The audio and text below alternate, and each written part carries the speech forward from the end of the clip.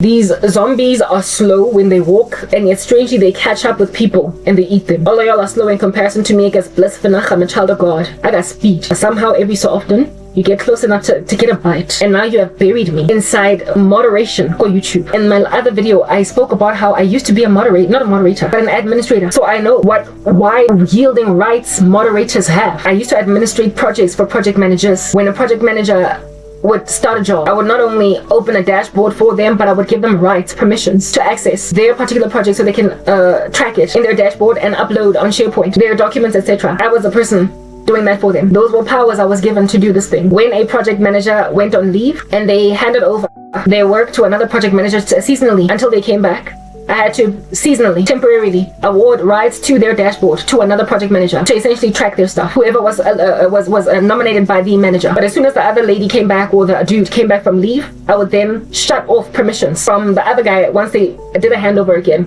And the other project manager then carried on from where she left off.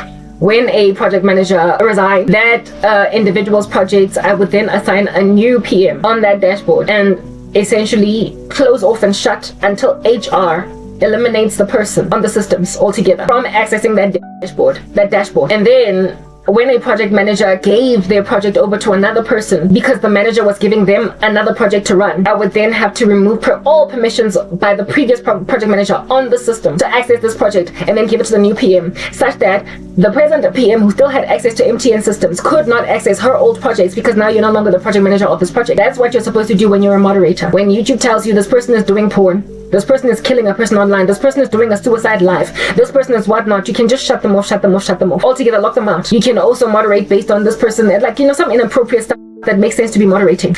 But I mean, as a project manager, not project manager, but as an administrator, I did, of course, have those powers. So I could have just gone rogue, couldn't I? As an administrator, I could have gone rogue because I decided to just, become like a Nephilim and become a hybrid. And some of my hybrid DNA is giving anarchy.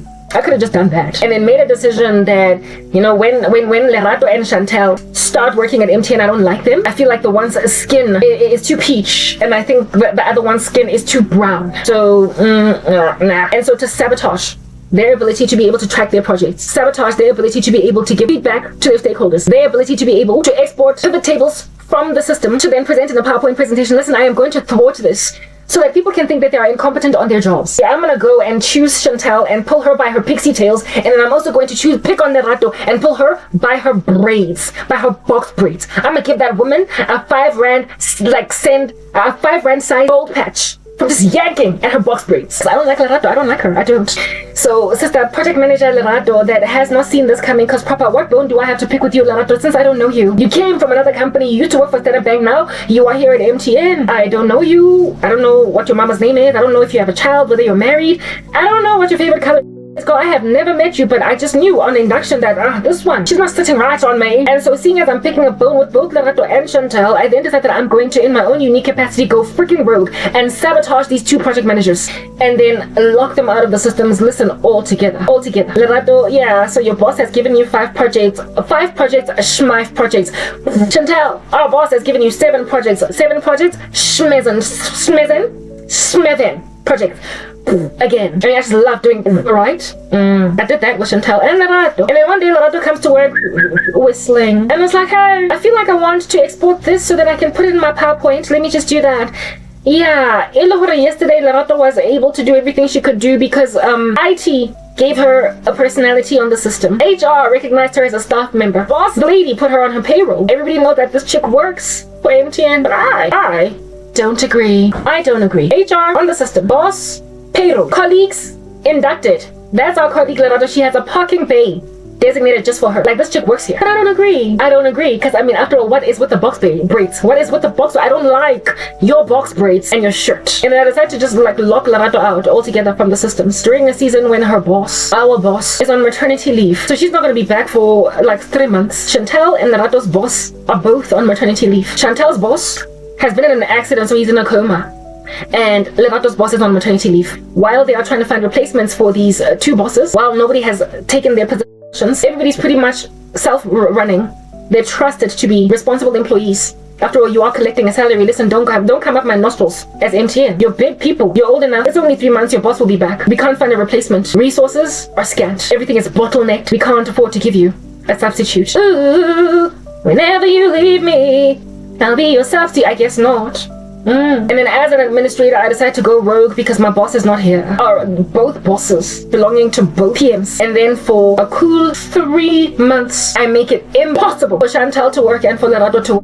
They can't access systems. They keep on complaining. They go to IT. They go this, they go that. Yeah, listen, they knock everywhere. They even try to use a new laptop. They this and they that. But why am I locked out? I can't, like, proper. I'm working habuhloko.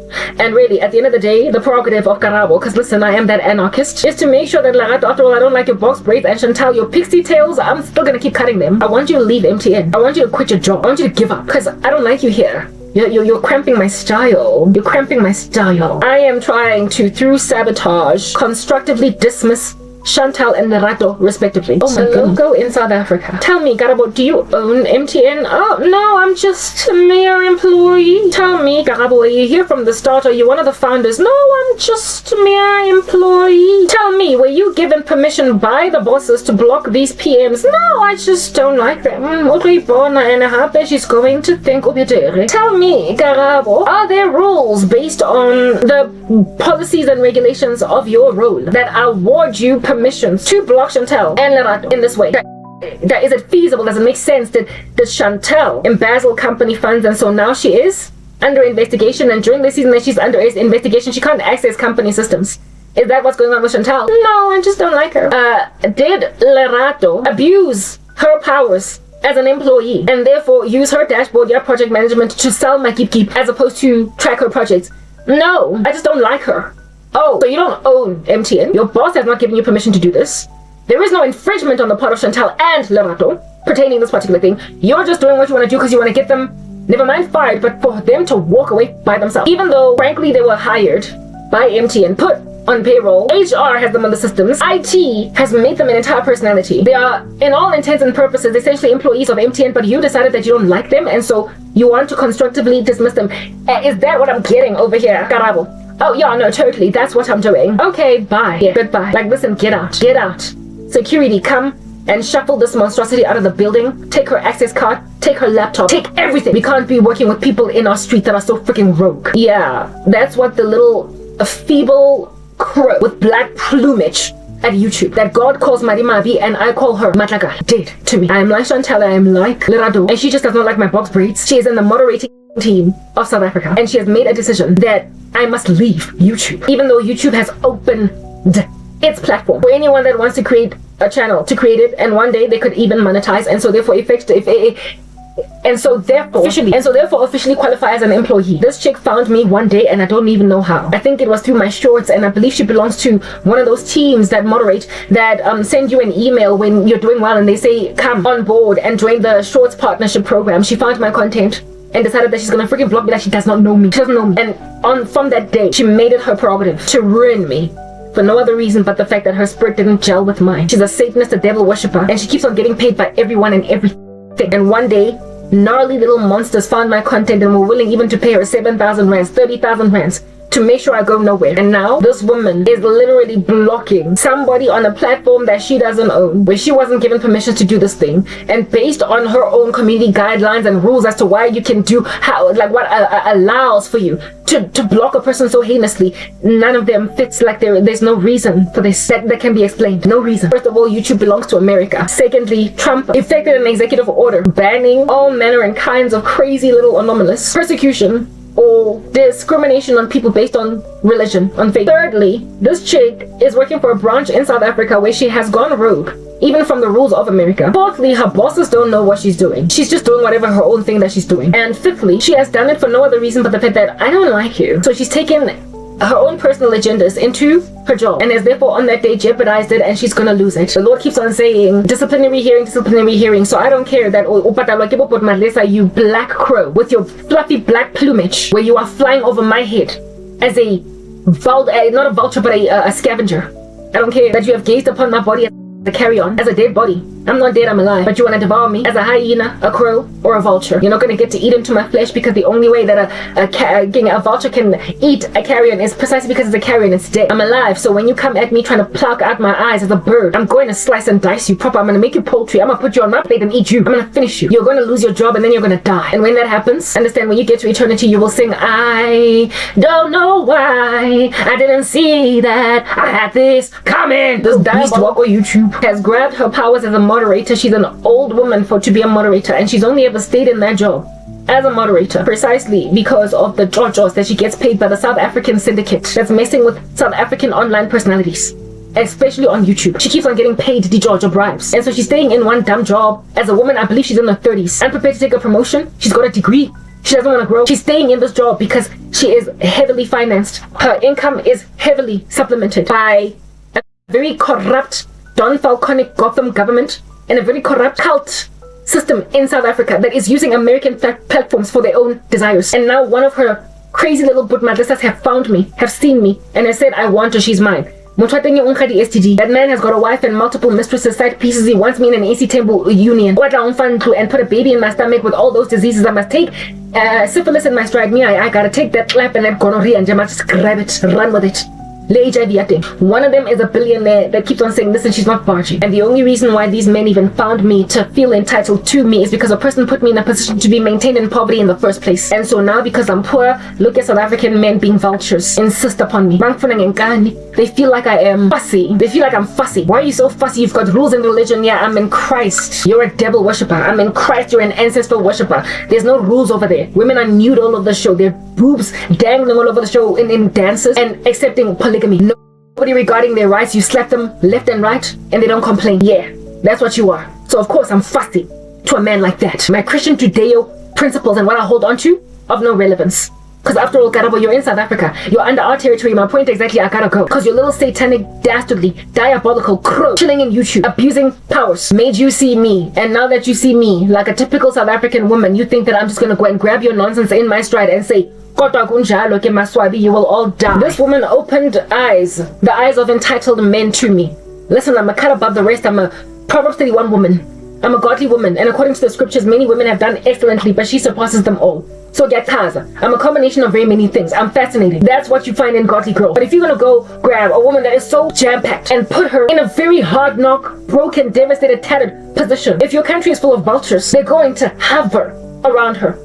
This woman brought attention to me by some of the most diabolical men, and now they're paying her hefty sums, dose.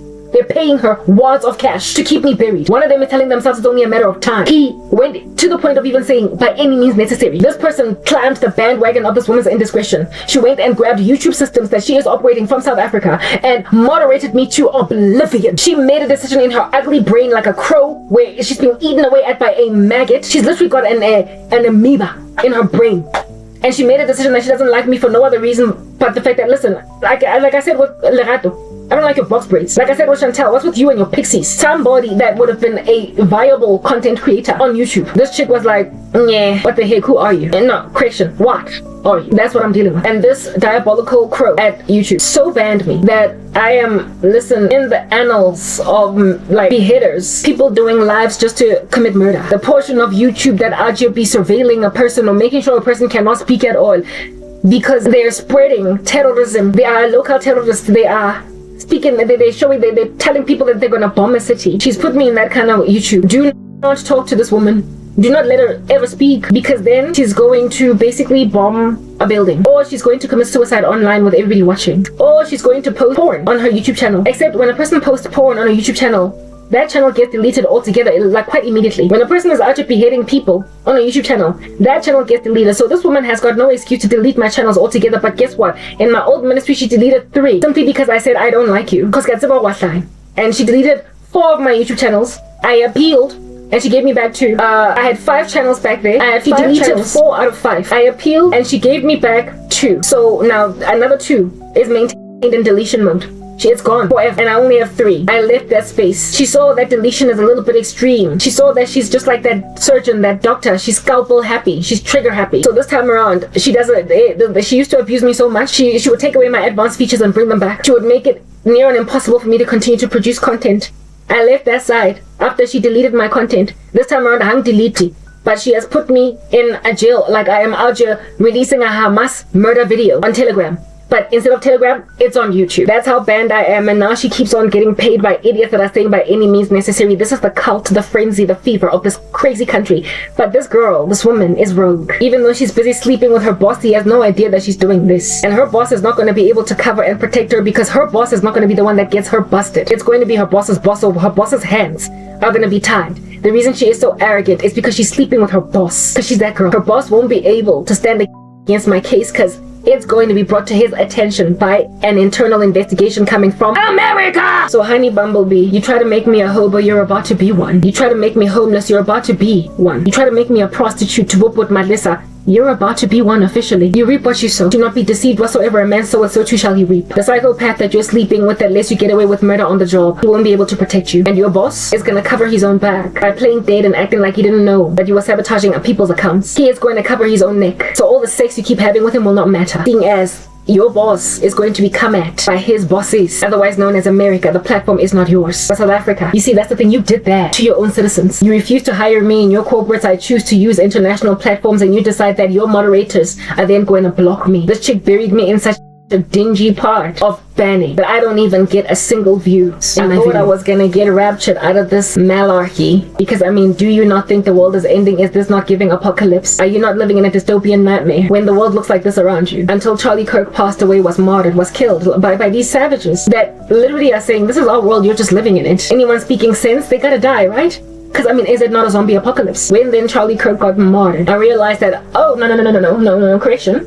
It's not a zombie apocalypse. It's not. It's just a South African zombie apocalypse. It's like Raccoon City in the movie. What do you call this thing? Resident Evil. Raccoon City is ground zero. It's the first place where the contagion leaked, and so it got quarantined first. South Africa, the world is eventually going to become whatever metastasized cancer you are. Like I said, I compared you to an inhabitant in a village that is going to get mowed under, and a mall is going to replace the entire village, and all the villages have been bought off. But after a year, within a year, by the time a year ends, they have to be evacuated. They have to be moved. They have to be relocated, placed elsewhere.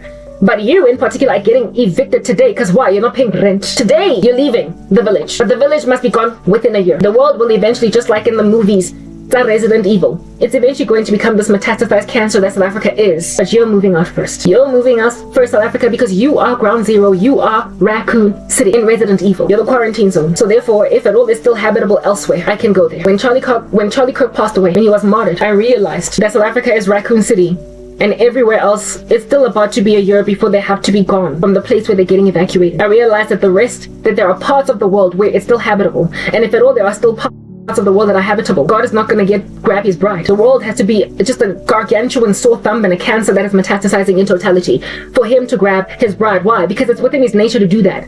It's within his character to do that. He is slow to anger and abounding in steadfast love, not willing that anybody should perish, but that all should come to a knowledge of him. Right? He is not slow as some kind of slowness, but he's patient. A day for him is as 1,000 years, and 1,000 years is a day. So God is not just going to go and vacuum people out of the world because South Africa is dastardly. He will, if at all, his saints seek his face for it. Evacuate them out of there. If the world does not look like North Korea, you don't get to treat everybody like they were North Korea. North Korea is a pariah. It's persecuting Christians. If you can fish some out from there and so give them a healthy life, then you do good. You do best. There are 2 women from Iran who moved over to the United States of America that were very severely persecuted and jailed there for their witness, but they were ever since then able to marry and have thriving lives and gain citizenship as asylum seekers in the US, and now they're healthy, wealthy, and wise and are right as rain. If at all there are still places where people can flee, if there are safe havens, if there are zones that are habitable, even though albeit being habitable, still the cancer is like starting to manifest in their bodies. There's enough time for the Lord to basically wait for people to realize that you can't carry on like this. And the martyrdom of Charlie Kirk showed me that there are places on earth that have been in angst this entire time, that responded thanks to having been nudged over and pushed over essentially to the right side. They were nudged by a tragedy into action. I was watching a short by Benny Johnson today, and it made me, tear up because I love to see revival. I love to see Christian recovery. I love to see people coming to Christ. I have not seen that in my country. But the short Benny Johnson was he was speaking about how it is that Charlie Kirk's death brought the revival. And he thankfully showed everybody countries where it was breaking out, and all the vigils that were done there, the memorials that were done there. And there wasn't even single such thing going on in South Africa. I was surprised that South Africa wasn't among the countries mourning Charlie Kirk. Listen, you call yourself a Christian country, even if you might be in disagreement about your government. You ought, as a nation, as free as it is, able to go in the streets without any kind of police restraint. You should have been, you should have gone out as South Africans, as bereaved as I am over Charlie Kirk, as afflicted by his death as I was. I would imagine that people who have resources would have done some kind of vigil in this country, but it didn't happen. South Africa, you are dead. Do you understand? Benny Johnson showed, of course, the UK. You saw that 1 million strong army in the streets of London, lamenting against immigration in their country that's wreaking havoc therein, right next to giving memorial to Charlie Kirk. Then there was New Zealand, and then there was India. One of them BRICS countries had a memorial. Parliament in Spain had a moment of silence for Charlie Kirk, and they lifted his photograph in Parliament. Governments tend to try to attempt to be kind of neutral, especially when the person who passed away was a political assassination, because governments are divided, right? They've got a left side, a right side. They've got yeah, you get my point. And yet the Spanish government, Parliament, in totality, all of them stood up in memory for Charlie Kirk. Italy, countries, I can't recall all of them. Mexico, like just vigils all over the world. People rising up, and when you look at the numbers, when you saw and of course the US, right? That one was just like a no-brainer. Of course the US. University students out here doing a memorial for Charlie Kirk. I was like, listen, out of all these countries that rose up to give memory to Charlie Kirk, the fact that my Christian country was not featured in any of these vigils. Listen, I don't understand what's going on. Joshua Mtlakela did not even once mention Charlie Kirk. I was just speaking about how the world is ending. The Saint twins never once sent out any kind of remembrance for Charlie Kirk,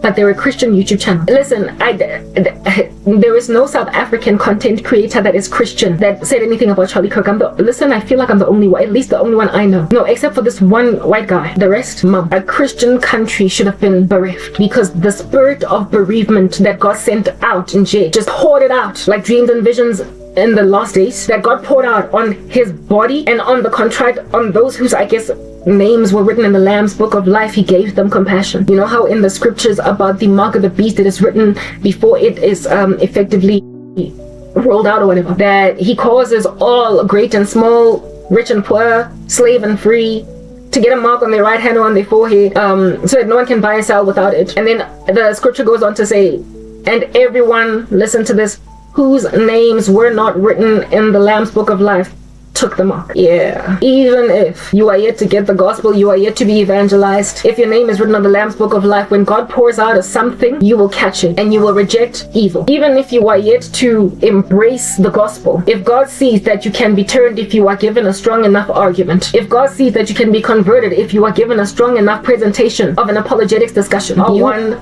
I guess, that we call name written in the Lamb's book of life, that even though you are yet to give your life to Christ, listen, you will give your life to Christ. And I saw countries where people had their names written in the Lamb's book of life, that even though they were yet to be truly born again, God poured out something of sorrow. He poured out something of deep bereavement, deep pain. Listen, I didn't know Charlie Kirk before. Not too well, I recognized his face, but I did not follow him anally, not at all. And yet the amount of sorrow that I felt and still feel about his martyrdom, this here is spiritual. One body, many parts. It's spiritual. And I am bereaved and I'm grieved, and I'm also impacted richly, and indeed his death has also made me change my mind on something. I took a turning point in and of myself. I changed my mind about something. I stopped being so not end timesy. I'm still end timesy, but doomsday. I stopped saying and thinking that it's over. My whole ministry was premised around speaking about how the world is literally ending.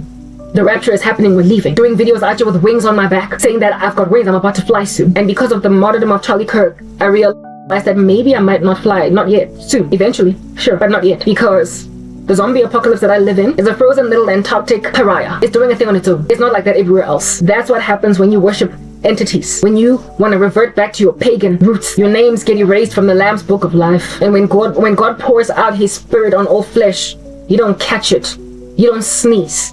You don't barge. You don't feel a moving and a turning in the spirit. Because God is moving and turning a set people. There are elect that were chosen to be bereaved by this thing. There are elect, those whose names have been written in the Lamb's book of life, that were chosen to be turned by this thing. They were supposed to respond in sorrow, in contriteness, in gratitude for God's outpouring of an alarm clock to say, wake up, listen, the end of all things is at hand. Therefore, for the sake of your prayers, be sober. Listen, I'm still here at the door standing and I knock. Listen, I'm still here for the grabbing, for the taking. Listen, I'm not done yet. And they're like, oh, here I am, Lord. And God pours out his spirit. When he pours out something that he wants to create a unanimous decision in the hearts of people, when he wants to change a narrative or shift a paradigm, he will choose through whom he will shift that paradigm, but everybody else will be cold to it. There will be a zombie to it. There will be ice cold to it. There will be on a cold bed. They will be in a mortuary to it, but everybody else will pop open their eyes. I've been looking at comment sections on YouTube and people speaking about how it is that, listen, I didn't know this man and yet I cried for 3 days over his martyrdom. That is the Lord giving you those passions, those affections, because your name is written in the Lamb's Book of Life, even though you're not a born again Christian.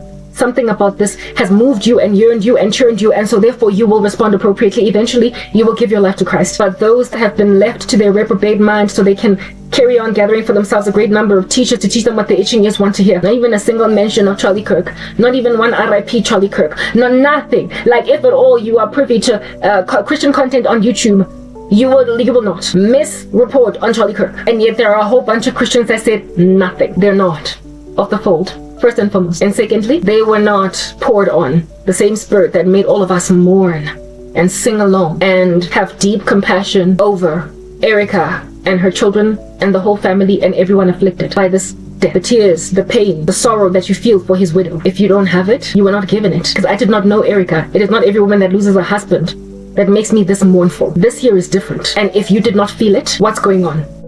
In my country, where are the people that were as bereaved as I am? Where was the mention in Parliament? Where was the church, the mention in churches? Where were the vigils? Where? I looked for them, I didn't find them. And the South Africans that I watched, except for one white guy, said nothing. Nothing. You're not moved by this? Yeah, but why would you be? You're in a trance, a cult, a feverish one, and you're killing your best people. To you, South Africa, I was like Charlie Kirk, a huge apologist for Christ, trying to reach your university students. And you killed me before I could even speak. It is no wonder, therefore, that you were unmoved by the martyrdom of Charlie Kirk. If you are unfazed by my killing, and by your insistence upon making me a Stepford wife, you will therefore, of course, not barge at the martyrdom of Charlie Kirk, because we were literally the same thing. Only difference is that I never got to Parliament. I never got to the government. I never got to the union buildings. I never got to a university campus. But I'm as staunch an apologist against nonsense, and I am also as staunch an advocate for youth revolution as Charlie Kirk was. I'm literally the same thing. I spoke about it the other day in one of my videos. But I never got to sing. I never got to stand on a podium.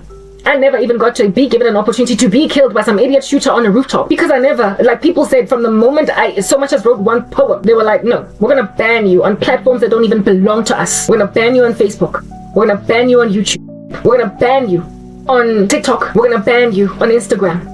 Instagram was even worse because I posted shorts and they deleted my account within 24 hours. TikTok, I started another channel because I know another account because I noticed that my one account was stuck, was going nowhere, and within 24 hours they had deleted it and refused me even an opportunity to appeal. At least on Instagram they said I could appeal, but I didn't care to. Yeah, I was growing on Facebook. I got up to 1,000 followers, and then one day I just stopped dead in my tracks, even though Mark Zuckerberg himself had a change of heart. I'm sorry, I know who my enemies are, but even though American elites in and of themselves every so often are draconian, and in and of themselves they're crazy, in and of themselves they ban people, Mark Zuckerberg is not innocent. I know that I'm not his victim. I know that I'm also not a victim of American moderators. I am a victim of some idiots in this country that are abusing platforms in this country, because it is too much to be keeping administration of social media platforms across all the countries, keeping it in-house. They can't maintain it in-house. So some countries, they delegate the powers over, and in Africa they are abusing those powers to a point of abusing content creators. But guess what? I'm getting set free,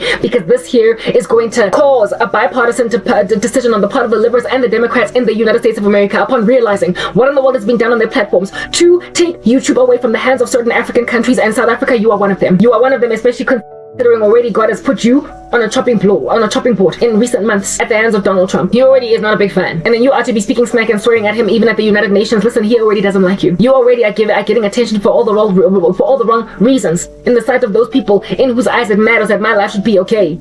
And since there is already that, it is no surprise that it's going to get discovered that there is a heinous syndicate operating in South Africa that has made YouTube in South Africa in particular like freaking Gotham. This here is not a healthy space for righteous men. Okay, I'm leaving. But not first before a hard knock FBI investigation involving, I saw in my dream, even SWAT teams. That's just going to uproot crazy people. And that's also going to, by collateral benefit, rescue women that are subjugated to the tyranny of rapist men. Women that can't do anything for themselves. that are striving. But finally they're going to be able to monetize YouTube channels. Finally they're going to be able to monetize on Facebook. They're going to be able to sell products. They're going to be able to this and that. Because all along they were blocked because Samput Madlisa insisted upon her. Samput Madlisa was able to pay a moderator in YouTube South Africa. Listen, the offices are going to be eliminated altogether. They're going to rip them out from here. And like I said, Democrats and liberals, I said, you know how they don't get along? They're out there butting heads because of the martyrdom of Charlie Kirk. Liberals are having to tread light. It's only those on the fringes and those that are doing their own rogue thing, that don't care for their futures, that are still out there yelling on a rooftop. But Democrats within official capacities, they don't get to speak smack and not get fired. So therefore there was a severe carefulness on the part of Democrats in the US ever since Charlie Kirk was martyred. And this here somberness that was even in their bones, where they can't just speak whatever they want to speak, even though they're out there accusing the Charlie Kirk Memorial for being Christian nationalistic or whatever. Bottom line is this: what happened with Charlie Kirk has caused a sobriety of sorts across the board in a bipartisan fashion. Across the board, including stubborn liberals. They're thinking and they're thinking hard, they're thinking deeply. And when then they come to discover that their platforms in this season where wounds are new and they're still licking them because of the martyrdom of Charlie Kirk, when then they find out that, listen, over and above everything that's going on, there are people in certain countries that are using our platforms for their heinous agendas. I told you in my last video that America, refused to let Europe, in particular Europe, of which is so draconian now, that they're out here forcing people to take a digital ID to work at all. It's giving Mark of the Beast. In Europe, they refused. And by Europe, I mean in particular Great Britain, the UK. Yeah, okay. They refused to let Europe essentially arrest people or shadow ban or block or beleaguer people, whatever might be the right terminology over there. I stand corrected. Okay. Based on what they say online, YouTube refused. American platforms refused. They said that, listen, you're not going to mess with people's freedoms of expression. We're going to let them do what they want to do. So now people are getting arrested, uniquely in their own countries, in Europe and also in Australia, for saying stuff online. They're doing strange, weird stuff, right? They're giving people chicken skin, plucking them like some chickens. They're giving people chicken skin, plucking them like they're some chickens. But the US refused to just do wide-scale, like wide-sweeping freedoms of expression infringements upon European platforms, because then that would be going against what makes them America. I'm not going to thwart people's freedoms of religion because you say so by your laws. You go and you regulate them on your own based on what they post on Facebook, but I am not going to block them. Yeah, you know how that happened. Yeah, the US is on that too. So if at all the US refused for Europe to use their platforms to abuse European citizens and Australian citizens, then you must understand that when you do what you want anyway, in spite of the US not being in agreement with you to do it anyway, on that day you're stepping on their toes and you're disregarding their sovereignty, and you are also using their platforms you're using their platforms for ideologies and ideals that are anti-American and that are also the very thing that they stand against, fascism. And usually they're out to calling Donald Trump a fascist. When then they encounter a real fascist, a true fascist, when they encounter a true Hitler, when they encounter a true Idi Amin and a true Pol Pot, when they encounter a true tyrant, you must understand, both liberals, Democrats, and the conservatives are going to come in concert for 5 seconds to basically just rip out like a carpet underneath a person that is confidently standing preened like a peacock on a mountaintop, preened like a peacock on a roof. They're going to rip out carpets from underneath you, and you're going to fall plonk on the floor and break your teeth in Africa, having violated and vandalized the human rights of people using American platforms without American permissions. Europe had to ask for permission, and when America said no, they then abused their own citizens in their own capacities by arresting them for saying stuff on social media. But they could not block them on social media. Now, when you're blocking people on social media, even though America has said no, on that day you're freaking Idi Amin, don't you see? On that day you're Pol Pot. On that day you're Hitler. On that day you are some crazy little Robert Mugabean idiot that thinks that you can go and use somebody else's house to commit crimes. The carpet is going to be ripped from underneath your feet. You're going to fall plonk splat on the floor and break your teeth. You won't know whether you're coming or going. And all of your caged birdies are going to fly like birds. They're going to fly, they're going to soar. And suddenly men that needed women to have nothing, to be nowhere, are not going to be able to grasp them, clutch them, because listen, we are an innovative bunch. We are a creative people. And when you're innovative and you are creative, you are appreciated by an internet that is like, oh, let's see what you're going to do tomorrow. When then somebody says, I'm sorry, nobody's going to get to see you, what are you doing? People are going to be able to finally make money. The reason why no one can shop at Cradlestone Mall is because no one has money. The reason why I gotta keep on buying earrings from Temu is because I can't afford to buy them from Edgar's. I can't afford to buy them from Fushina. I can't afford to buy them from H&M. You did that to your own economy. You've taught me to shop from Temu, so I'm not going back to your H&M, but understand. Or even I'm not going back to your Lovisa, but I understand this much. You took me out of the mall and put me on an online space, but then blocked my ability to make money at all. When then I do make money, I will keep my money in international markets. And so South Africa, you will stay poor, but I won't. Just like many of your victims won't stay poor, but your economy will stay poor. because you made them shop for cheap things in China because they could not buy them, like I said, at Truworths. So your stores will keep on closing. Game will keep on closing. You will keep on trying to see if you can't beef up your economy by bringing Walmart to South Africa, and it still won't do well. It still won't do well. It will come to South Africa and expect to thrive, and yet it will not do well because you have taken money out of the South African economy such that when international companies come to South Africa, they bleed. Look at how it is that YouTube built its offices in South Africa. It gave you a section of its pie, and it's bleeding. How much money would I have made YouTube in a year, in a month? How much? Tell me. If I was thriving. Lots. Now put me on a multiplier. In revenue share. How much? Lots. Put me on a multiplier. That's how much money you have stolen from a company. You are embezzlers. You are the tantamount of shrinkage in an FMCG. You be out here leaving with Iwisa maize meal because you can't be out here buying your own gangster bap. So you must be stealing it from your company. That's what's going on. Your nation is choking, it's bleeding, it's gurgling blood, and it will continue to close some of its legacy stores. Gamer's legacy. Stutterford's was legacy. Nine West legacy.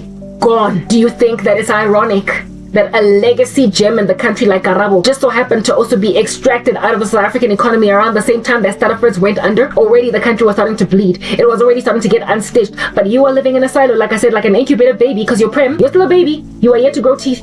You are yet to grow wisdom teeth. You are yet to have cognition to realize that, listen, you don't operate in a silo, and the only reason why you grow as a baby is because somebody is feeding you. Right now, you're so selfish that all you do is poop in your pants. So keep pooping, incontinent South Africa, and start from scratch. The world is ending indeed. We are at the end. It's clear, but it's not so over and so done that there can't be a last day's awakening. I believe that now. I never used to a point even of saying whoa to people who think a revival is coming because I was living in such a dystopia. I could not fathom a revival coming until I spoke woes to people who are to be speaking about a revival in one of my videos. So woe to you who keep on prophesying a revival. It's not coming. Of course I'm going to feel that way when I'm living in a zombie apocalypse. I am of course going to feel that way when I'm living in a zombie apocalypse. People who are living in healthier nations that can see God actually reviving a country, I'm going to say, you don't know what's coming. We're leaving in the rapture. Ratsamaya. And became as insistent as Joshua now is insistent upon his 7th of October rapture date. Yeah. False prognosticators producing empty moles in the country. And the real deal buried in a ditch through syndicates who are telling righteous men, listen, this is Gotham. There is no prosperity for righteous men either, but like proper, if you can't beat them, join them. I'm like, listen, I belong to Christ, so I'm of course going to beat you, but you didn't see that coming, did you? You did not see a God that would break apart jail cells while I'm singing hymns. You did not take into consideration account in your little model, your little your little financial model, your little net present value calculations to forecast as to whether or not this is going to be a beneficial project to embark upon. You did not quite factor in God. Didn't see that one coming. Bet you got a shudder just as I was saying God, because he's that guy. I don't care for you. I'm done. Keep jumping off hotel buildings, confusing people as to why a man so old is losing his balance. Keep doing whatever you want to do. Keep dying, and keep understanding that in so dying I will not attend your funerals because proper, I'm following Christ. Let the dead bury their dead. Let South Africa bury Natim Tetwa. As for me, I'm following Jesus. I don't care. You did this to yourself. Clean up your houses, Shangelani. Repent, apologize to the man that you fed, slavey and best friend to make him your husband. Apologize to the man you bewitched to make your husband. And apologize to the woman you noosed with Korobela, and now she is trapped in an unloving marriage with a bamboon that cannot respect Indabewuti. A woman gets older. So stop dissing me for having stretch marks on my stomach. Apologize to each other, because you got all you have is each other now. That guy that I used to think would be my future husband, who was put at the river next to crocodiles, that story that I told you earlier. I apologize to your wife and let your wife apologize to you, because everybody in that equation is just a witch. Why must he apologize to his wife even though he did not subject her to all that witchcraft tyranny? It's because he subjected a woman on the outside that was not his wife to that witchcraft tyranny. It is offensive to a woman for a man to hold hostage an ex-girlfriend or a woman that was his love interest in a jail cell so he doesn't have to cry when she gets married. It is offensive. I would not want my husband out here being so possessive over an ex-girlfriend to a point of using witchcraft. I would feel sad. So my ex-boyfriend owes his wife an apology, and so too does that bamboon owe his wife an apology, and his wife owes him an apology for homosexuality. That is each other. All you have is each other. And if you still don't want to one another, if you still don't want to one another ring, if you still have no regard for biblical Christianity, if you still have no regard for the South Africa that raised you up in the admonition of the Lord, and now you are apostatizing heavy from your God, listen, whatever, it's giving dystopia. The earth will no more cover her slain. Collect dead bodies on the side of the street because you went looking for your relative that had died 7 days ago, and no one reported a dead body until you found out that that's why your husband didn't come home. Go and live in a world like that, when no one cares to let you know that your man has been rotting on the street, getting eaten away at by dogs for 7 days, while people just walked right by him. You are asking for that kind of dystopia. You are going to be the first, among the first, to endure tribulation-esque type lives, South Africa, even before the tribulation starts. The way that Tsiles supermarket was emptied when I was living with Soweto as a child. That's how your stores are getting emptied. That's how your FMCGs are suddenly not going to have food anymore. That's how you're going to walk into Spar and there's not going to be as many crew beans as there used to be. There's not going to be as many Rolos as there used to be. There's not going to be as many surf washing soap as there used to be. I found out the other day from my mom. Yes, these things are just so heartbreaking. But you see, that's the thing. At the same time, I kind of mourn for you because I was from here. So I'm not altogether desensitized, but largely I don't care. I found out that Lux, goodness, Lux, guys. Lux.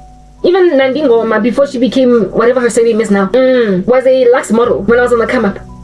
Yeah, Lux bar soap. I found out that Lux bar soap that used to also sponsor Miss South Africa is being discontinued too. What in the world? I would only know that because we use Lux, and so my mom has to change, I guess, to like Palmolive. Well, is that still a thing? Next thing, the Sunlight Green bar soap is also gone. That would be a travesty. I could say, you know what else is going to disappear from the shelves? There was this small little from Cable, right? Has this excellent product, castor oil and rosemary, blah blah blah.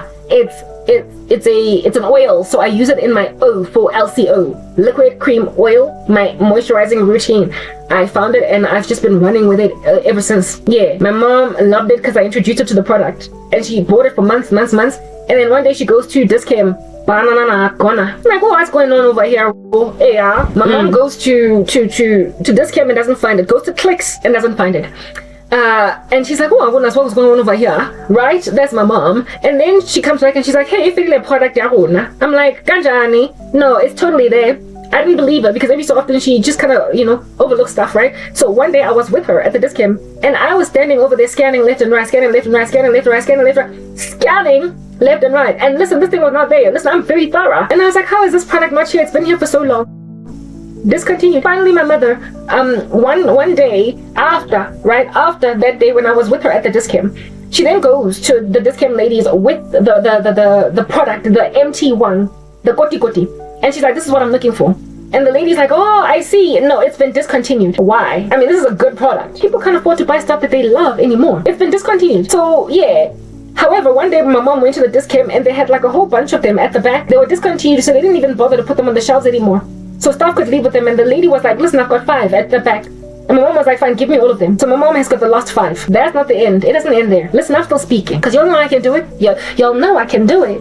So African economy, staff is actually giving quoi faire. Mara, au revoir, goodbye. Hey, bonjour, bon voyage, saying bon voyage. And I'm saying au revoir. Yeah, you're going to be with empty shelves in your FMCGs. I already prophesied this some years ago. But don't nobody be out here trying to proliferate a sister. And I've got some crazy little entitled, like a super crow-like, dastardly little satanic plumage black witch girl, making sure that I don't get anywhere. So it doesn't matter that I already told you that your stores are going to like not have text anymore, chocolate.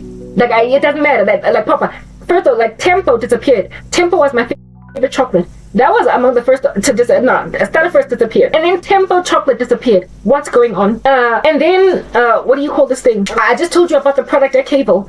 That disappeared. And then the other day my mother rocks up. I can say my mom uses MUM spray deodorant.